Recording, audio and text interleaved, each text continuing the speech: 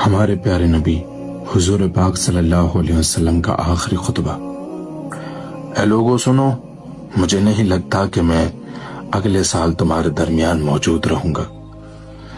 میری باتوں کو بہت غور سے سنو اور ان کو ان لوگوں تک پہنچاؤ جو یہاں نہیں پہنچ سکے۔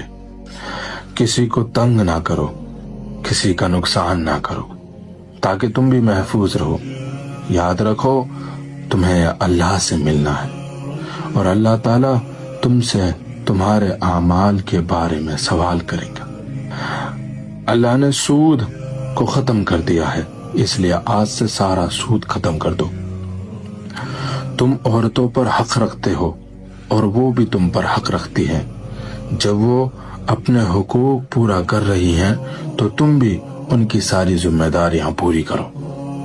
عورتوں کے بارے میں نرمی کا رویہ اختیار کرو، کیونکہ وہ تمہاری شریک حیات اور بے لوث خدمت گزار ہیں۔ ابھی زنا کے قریب مت جانا۔ لوگوں میری بات غور سے سنو، صرف اللہ کی عبادت کرو، 5 فرض نمازیں پوری کرو، رمضان کے روزے رکھو، زکوٰۃ ادا کرتے رہو، اگر استطاعت ہو تو حج کرو۔ ہر مسلمان دوسرے مسلمان کا بھائی ہے۔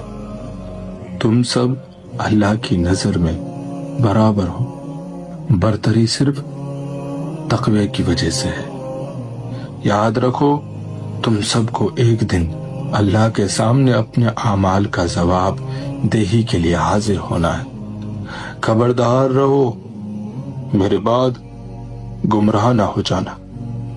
میں تمہارے لیے 2 چیزیں چھوڑ کر جا رہا ہوں، قرآن اور میری سنت۔ اگر تم نے ان کی پیروی یعنی ان پر عمل کیا تو کبھی گمراہ نہیں ہوگے۔